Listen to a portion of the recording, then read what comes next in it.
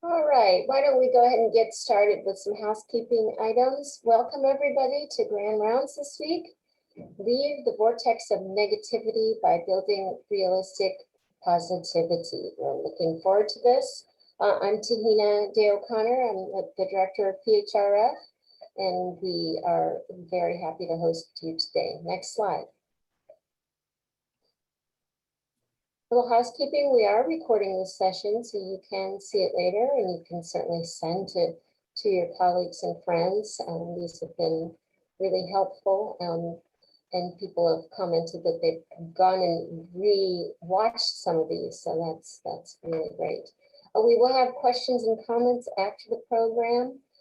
Please sign in for attendance to claim any CME, CE, through the EEDS text messaging method or the website using the sign-in code that we will provide on the next slide and in the chat box.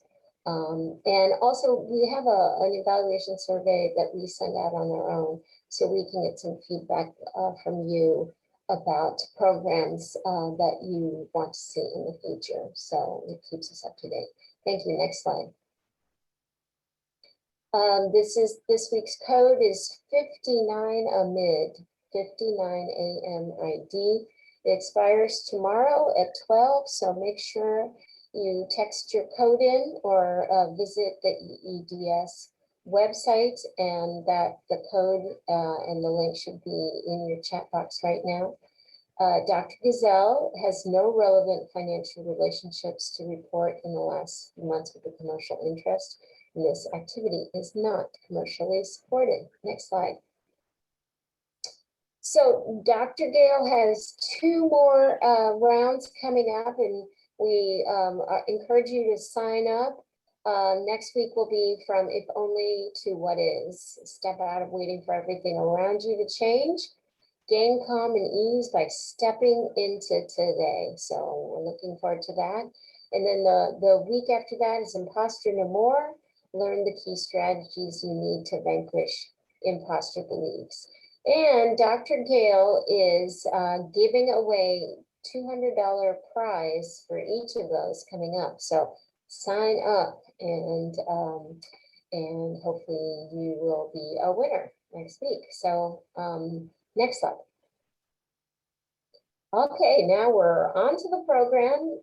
Without further ado, leave the vortex of negativity by building realistic positivity. Dr. Gail Gazelle, please take it away. Thank you, and thank you everyone for making this time to be here and to invest in yourself and your own resilience. What we're talking about today is how to get out of the vortex of negativity and how to lean more into a realistic sense of positivity. And I really hope that by the end of this session, you'll be able to understand why focusing on the positive can be helpful to you, and you'll get some practice with some actual strategies. And what I'm going to do is just kind of give an overview of positivity and negativity. I want to talk a little bit about the science, the neuroscience. And then, as I said, I'm going to lead you into a practice. And for those of you who don't know me, again, I'm Gail Gazelle. I'm a former hospice physician here in Boston at Harvard Medical School. About a decade ago, I pivoted in my career and became an executive coach for physicians and healthcare leaders. I'm also a certified mindfulness teacher, and my book came out last year, Everyday Resilience, a practical guide to build inner strength and weather life's challenges. And that's really why all of you are here today, isn't it? There's so much going on in healthcare, so many challenges, so many difficulties, so many sick patients now with the pandemic, with things opening up more, with people coming for elective and for more urgent crisis matters. And we had high levels of burnout in healthcare prior to the pandemic, and we know that levels of burnout have actually increased further. So I really want to recognize how hard each and every one of you is working and how many challenges you face in each and every day, and certainly in every week. The balancing that you're doing, managing all of your responsibilities at work, taking care of so many people, and of course, balancing that with the added demands in home life that the pandemic has brought. So, in any given day, we face trials and tribulations, don't we? We face difficulties with getting along with coworkers, with understaffing, with limited resources. There's so much coming at each and every one of you in a negative way and also a positive way. And what we're looking at today is not this idea of just put on a happy face and life will be great. Far from it. We're looking at how positivity can be a resource for each of you to build your resilience. In other words, to help you manage the stressors and difficulties that you face with minimal, unnecessary wear and tear. That's what resilience is all about. And positivity is an important way to build that capacity for resilience. And yet, our human mind is very good at labeling things, right? This is good. I like this. This is bad. Why is this happening to me? Why did this person say this? Why aren't things going better for me? Our mind is very good at kind of polarizing between the good and the bad. And in fact, in some ways, the mind is much more able to make judgments about things being bad than it is for things being good. And we've talked in past sessions about why that is and the very real power of the negativity bias, that force that developed on an evolutionary basis to scan for threats in the environment and to help us fight, flee, or freeze so that we could manage the threats in the environment. Because after all, the human species did not evolve and survive because of our physical strength and prowess. So the negativity bias is an important thing. But as you can see in this little comic, and I've shown this before, it's almost like there are all these good things that happen. And the heart is looking at those good things. Brain, come look, come see. Good, good, good, good, good, good, good. And the brain is saying, not now. Can't you see I'm busy looking at the bad and sitting there almost with a magnifying glass, looking at the things that are going wrong? And when we reflect on our own days, I think we can see that this is true. You might go through a day and have a lot of things that are going well. You know, you get your kids off to school, you have a healthy breakfast, you get to work either via telehealth or in person, and you help people. And people are appreciative of that, right? And you do, each of you does so much good in the course of your day. But then one thing happens that isn't quite as good. Maybe you get some challenging feedback. Maybe it's as simple as somebody kind of scowls at you passing by in the hall. And all of a sudden, because of the negativity bias, your mind focuses on that one thing that didn't go well. I think that's something you can probably all relate to. All the good things. And yet, when you get home at the end of the day, what is it that you tell your spouse about, or what is it that you ruminate about? It's that one thing, even if it was tiny, that didn't go as well. And it's really important to recognize it's not because there's anything wrong with you. It's not because you're a bad person or a negative person. It's the negativity bias that we all struggle with that keeps us overly focused on the things that aren't going well. Really, the most profound aspect, I think, of the negativity bias is the inner critic. That voice that we all have. I think it's really 100% of us, that inner voice that tells us about perceived inadequacies. Why did you say that? You're not as smart as other people. Gosh, you've gained weight and everybody can see it. Why did you do that? Look at how much else there is to get done. You're an imposter. Everybody else knows what they're doing, but you don't. These very harsh inner messages that most of us kind of feed ourselves, right? In the form of the inner critic. And as you can see in this pictorial, leaves us feeling very small, leaves us kind of crouching in a corner because of this inner voice. And it really is just an internalized voice. We may have gotten that from critical parents. We may have gotten it from our training. For me as a physician, certainly so much of the focus was on what I didn't do well and my other trainees didn't do well, as opposed to what we did. So we all come by that inner critic, really honestly. There's nothing wrong with each of us for having it. And yet we have to learn how to right size it. We have to learn how to stick up for ourselves and counter those inner critical messages because they can be so draining and depleting and make us much less resourceful to manage the very real difficulties that we face.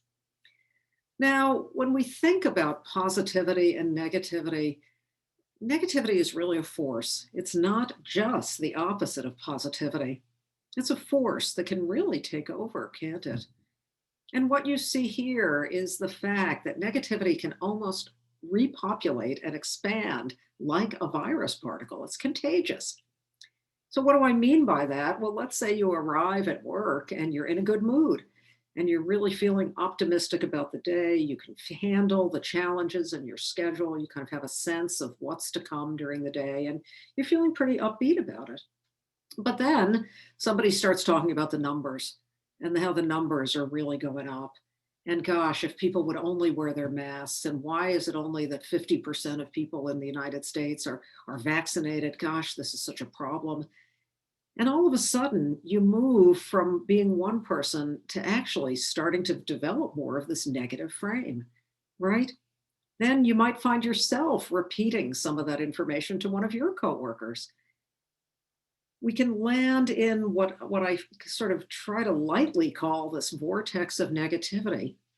But even as you think about your days right now, I just want you to ponder whether this is your experience or whether maybe I'm off the mark here. And if you want to put anything in the chat, we really welcome your doing that.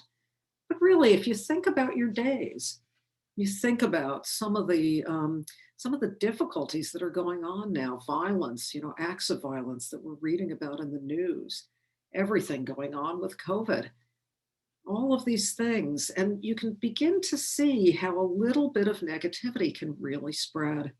I've had so many physician clients say things to me like, I'm not sure I even want to hang out with my colleagues because the tone is so negative.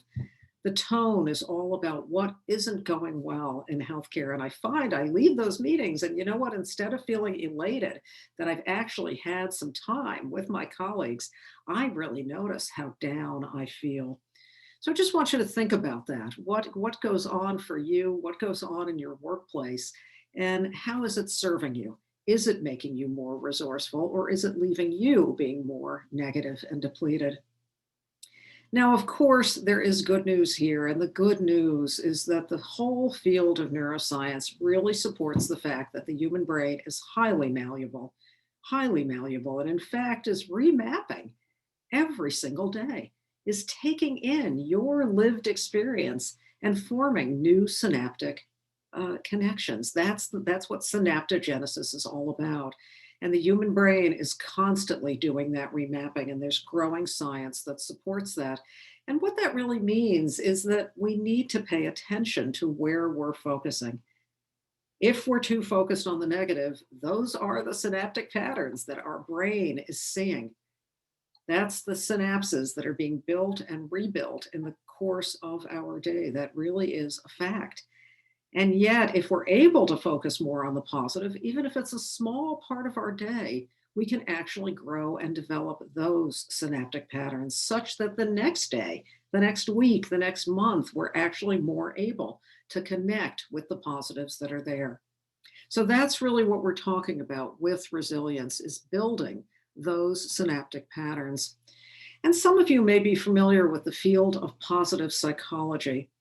For many, many decades and centuries, in fact, the whole field of psychology and psychiatry was focused on what was wrong with humans.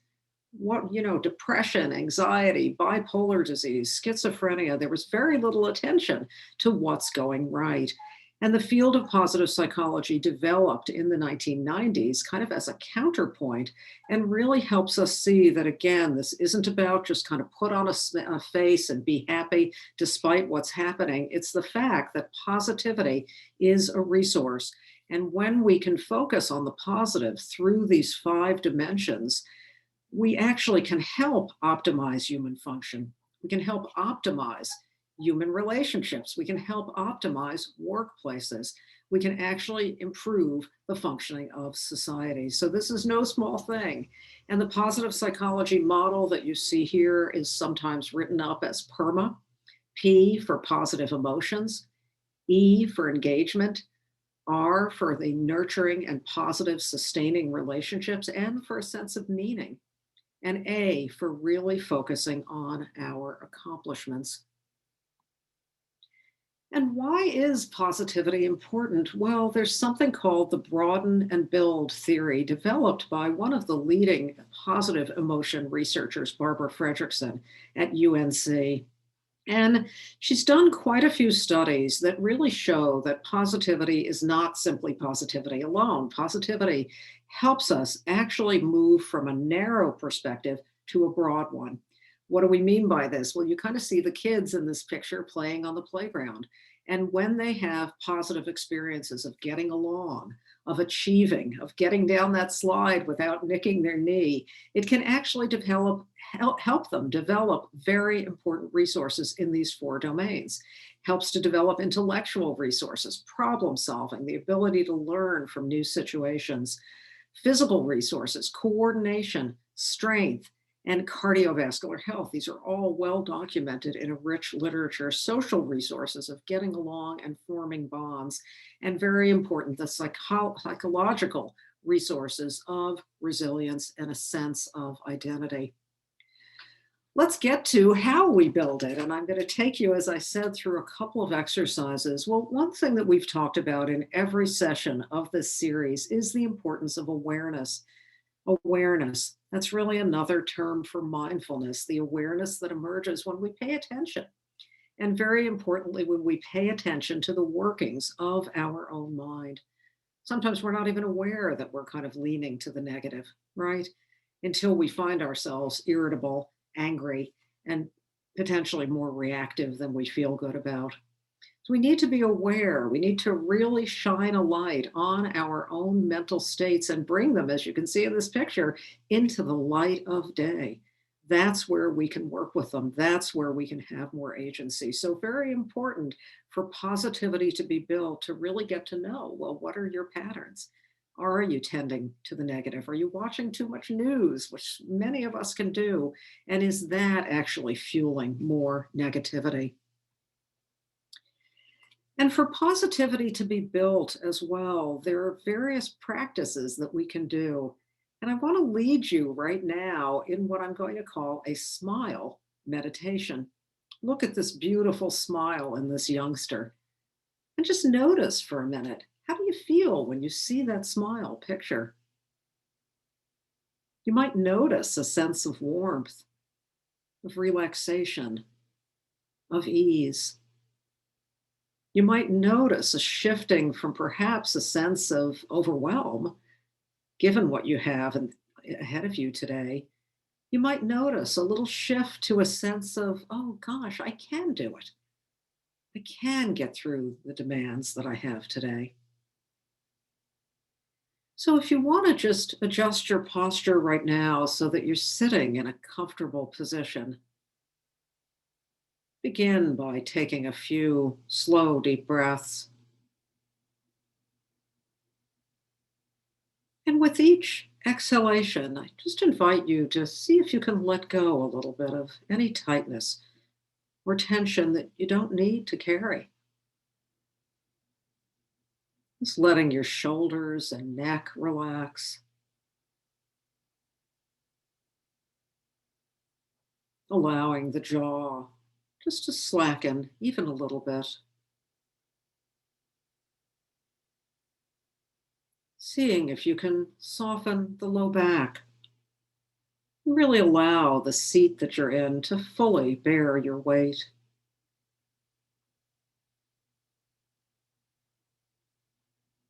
And now just see if you can train your attention on one full inhalation and one full exhalation.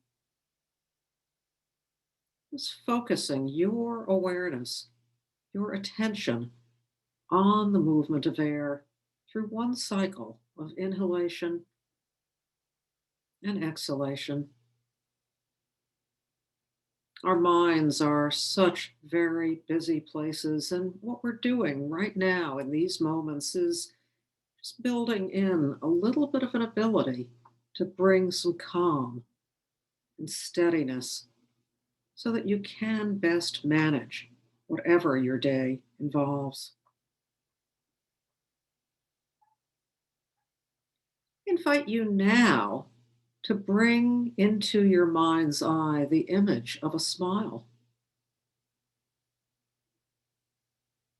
With your eyes closed, imagine a smile, perhaps of this little boy or of another child, perhaps the smile of another beloved being in your life, a human or a pet, or perhaps just an abstract image of a smile.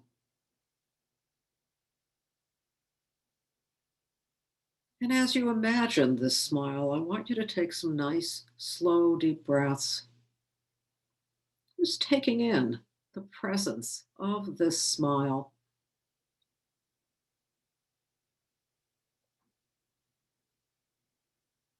And pay attention to what's going on in your body as you do this. And notice whether there are areas of warmth, calm, of relaxation.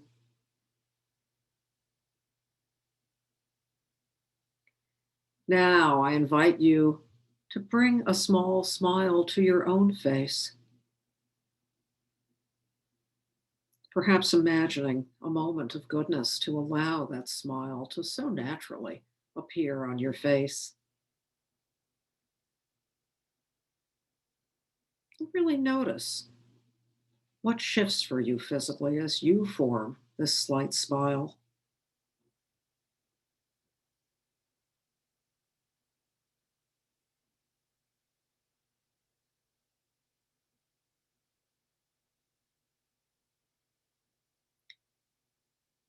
Now, I invite you to imagine that this smile is really incorporated in your whole being, that you're bringing this warmth and goodness and sense of hopefulness into every part of your body. Imagine the smile moving into your throat and greeting all the tissues of your neck and throat with the warmth and goodness that this smile can convey.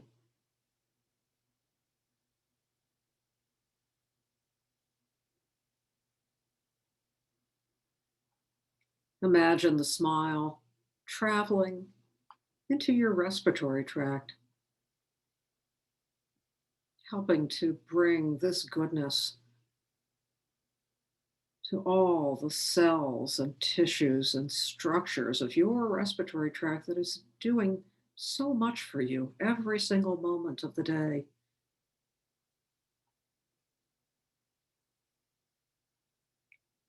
Imagine the smile traveling into your heart and major vessels, bringing this warmth and kindness and openness to another system that is again working so incredibly hard every single moment of every minute of your day, sleeping or awake. Now the smile is traveling down to your GI tract, working tirelessly all day and night.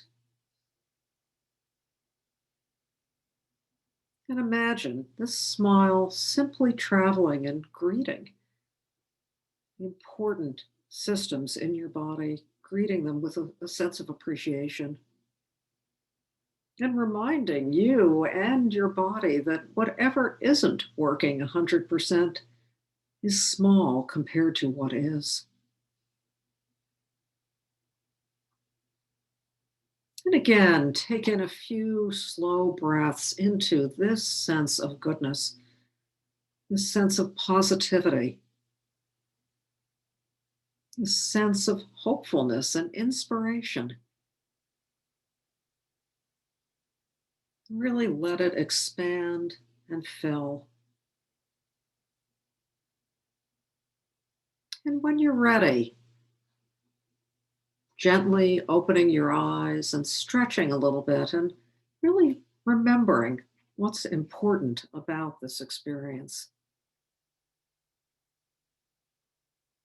Positivity is a resource that we can all cultivate and draw upon to make sure that our inner well of resilience remains full and ready for whatever we need it for. What we did today, this smile meditation, is part of mindfulness. And we've talked about mindfulness in almost every one of these sessions. And I know most of you know quite a bit about mindfulness. I've developed a free resource, particularly for those in healthcare. I call it the Daily Dose of Calm. And Ciamara, I think you're going to put the URL in the chat if you don't mind. It's free. In less than 10 minutes a day for 14 days, you learn about a mindfulness topic and you get some practice meditating. So for any of you who are new to meditation, or even for those of you who are seasoned meditators, I hope this can be helpful to you and your colleagues and coworkers. And similarly, based on my book, Everyday Resilience, I started a free private Facebook group by the same name, Everyday Resilience. Some of you have joined already, and we cover topics like this. It's a lovely community. It's growing rapidly, and we're covering this type of topic with practical strategies like we're doing every week in this wonderful series that the Pagny Foundation has sponsored. We'd love for you to take a moment right now and just put a word or two in the chat that captures how you're feeling right now. Important for you to give that voice, and I know it'll be helpful for others in the group to learn from your experience. One person says, relaxed. I logged on and started the 14-day mini course, and it's extremely helpful to me. Wonderful. A sense of calm, gratitude. Oh, look at that. 3 of you. Grateful, grateful, grateful from 3 individuals. Wonderful. Another, a sense of calm. Another person says, ditto. That's me too. Wonderful, calm, hopefulness. These are all resources that you can use in the course of your day. You can imagine the smile. I really want that for each and every one of you to have this, not just in our sessions, but to carry you into the course of your day. Why? So that you can best weather the challenges that invariably come for everyone in healthcare. This is a resource that you can draw upon. So thank you, thank you, thank you for being here. Tuhina? Yes, thank you, Gail. That was amazing. I'm feeling better for sure. So good way to start the afternoon. Again, a reminder that if you're getting CME for this, you need to log in by tomorrow at noon, 59 a minute. Thank you for being here, and we hope you join us for the next week. Next slide. Oops, sorry. That's right. Have a great day. That was the only slide left, so perfect.